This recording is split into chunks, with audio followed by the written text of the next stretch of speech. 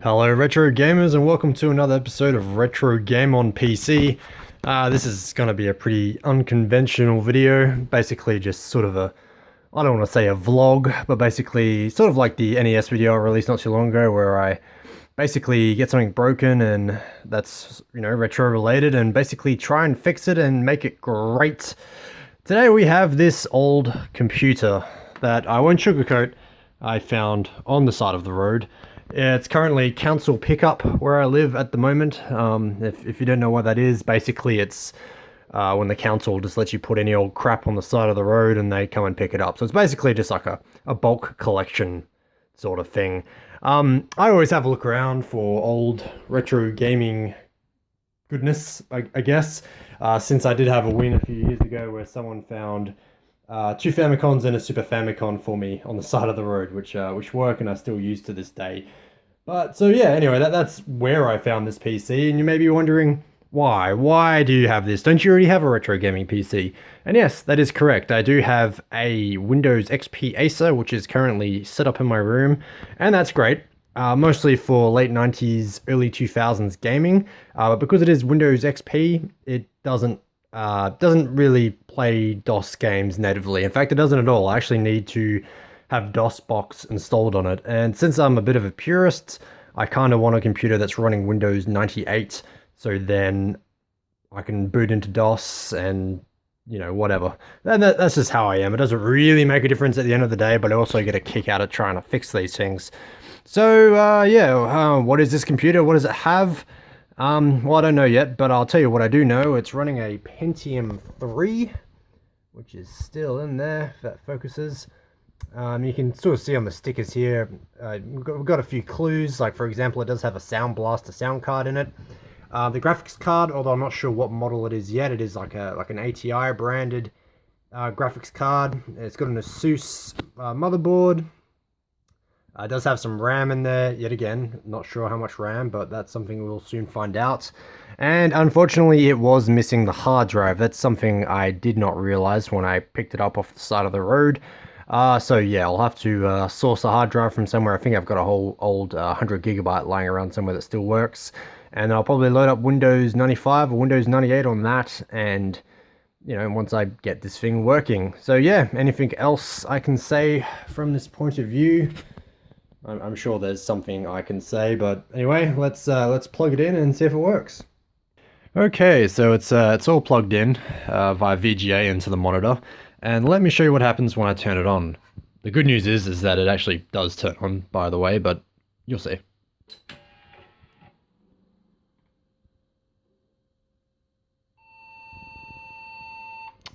So that is obviously some sort of distress signal that the motherboard is trying to signal to us. It doesn't connect to the monitor at all. It just ignores it. So yeah, I'm gonna have to figure out what model the motherboard is, and then figure out what this error code is. Because I've actually had the same thing happen before when I was actually getting that computer over there to work. Basically, there was too much dust in the RAM slots, and it was clogging up, and it didn't want to turn on because of that. So once I figured that out by referencing the, let me just turn this off.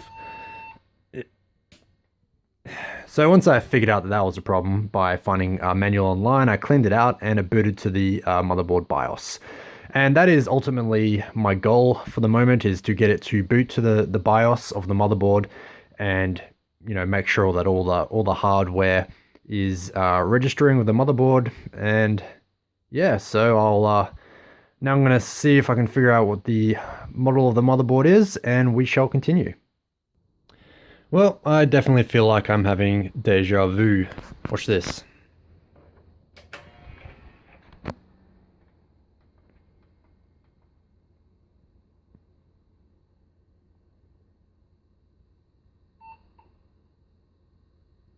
Sorry, 1 second. Hate this auto selection of video. And there we go, it boots up. So what was the problem? Well, just like my old Acer computer, the problem was the RAM slot. It wasn't because of dust this time though, unfortunately, although it was pretty dusty. It was because of this little troublemaker here. Obviously it's corrupted or bugged or whatever. Doesn't work. That's the main point. So there's one other stick in there of which is apparently 256 megabytes. So that's enough to get me started. So as you can see, it does boot on. We can go to the BIOS if you want, but you know, not really much point. But if I show you, if we just go continue, oops, sorry, I'll push continue on the right keyboard, not the keyboard my other computer's plugged into. It will try and boot and be like, ah, there's no hard drive, which is, you know, what you'd expect. And you can try that as much as you want. It does not work. So anyway, that is as expected because obviously there is no hard drive in it, and that will be my next step, to pull an old hard drive I found in a computer in the shed, and I'm going to load Windows 98 onto it. So yeah, I was able to find the manual online for the motherboard, which is great, even though it is so old. And there, as you can see, long beeps in an endless loop, no DRAM installed or detected. So yeah, not really much of a surprise. So far, everything is going as planned. So yeah, I'm gonna go get that hard drive and get to work.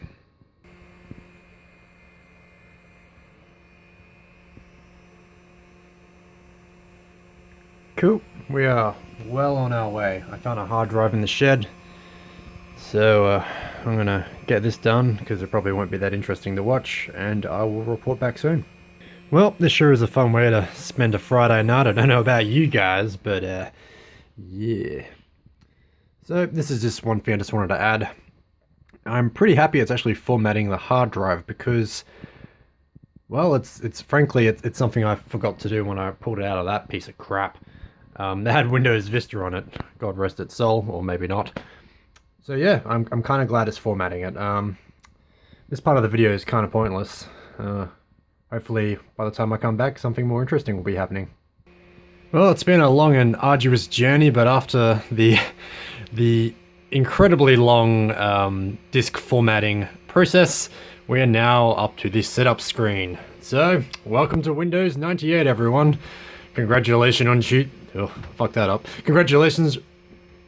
Okay, try 3. Congratulations on choosing Windows 98, the software that makes your computer more powerful, reliable, manageable, and entertaining. With Windows blah blah blah blah blah. So yeah, anyway. Like nearly an hour has passed. Seriously, that took so long, but we are good to go. So yeah, it's now doing stuff and things. I don't know if I should keep filming or not. Are people interested in watching this? I don't know. I know I would be, but then again, I'm a weirdo. Oh, it's going to ask me more questions. I hope it does. That disk drive is so loud, but I'm glad it works. Yes, that's the directory I want. Oh, yeah. Hopefully, my hand is not shaking the camera too much. The woes of filming with a smartphone. It's going pretty quick. I'm pretty happy with this, actually. Ooh, options. Yeah, sure. Yeah, sure. Ooh. Retro game on. Yeah. That's the best part about selecting any computer. And it just goes on and on. I'm gonna have to scroll to the very top. Alright, I'm gonna get a bit bored filming this now, so I shall check back in soon.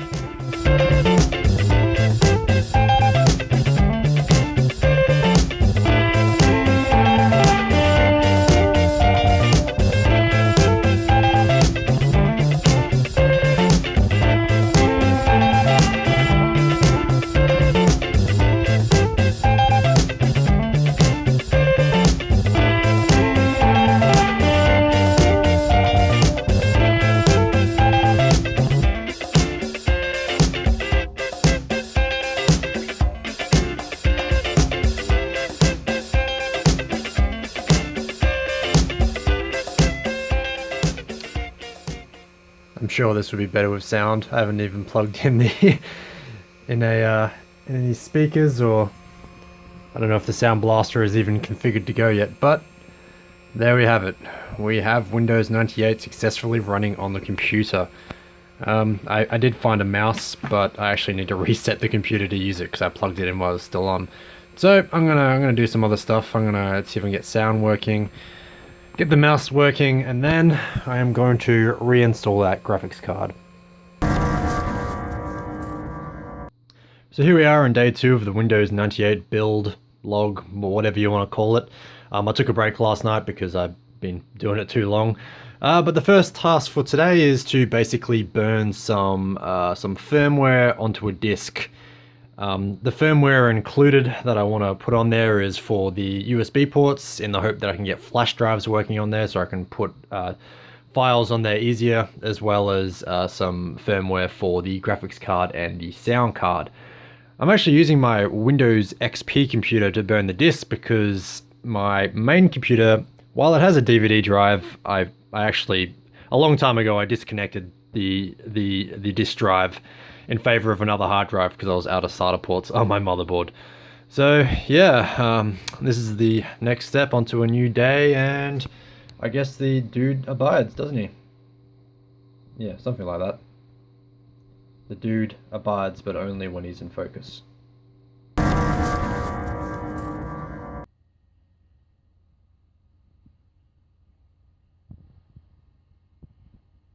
Okay, we're actually at day 4, I think. I had to go to work and be an adult and all that fun stuff, but I'm happy to say that I think I finally have this computer running at 100% really. I have the graphics card working, and that was a lot of fun to get going because, yeah, I don't know, it didn't want to work, and then it did want to work, and then it only wanted to output S video, because there's an S video slot in there. I don't know if you can see that. I guess it doesn't really matter. So I was doing a lot of configuring. I actually had it plugged into my television by an S video to RCA cable, and then I was finally able to configure it so this monitor was the main monitor, and that was VGA, and then the resolution was fine so the monitor would accept it, and blah blah blah. Took a long time. Getting the sound card working was a pain in the ass. For some reason it seemed to work when I put it into a different PCI slot and then try to run the software, and if you'll see here, it does work. There's a nice up-down shot of my headphones because I'm too lazy to actually plug them into speakers, but it's good enough to test that the sound does work. So yeah, I'm pretty happy. Not really much else to do now except for to play some games. So I'm gonna load something up onto it and see how it holds up.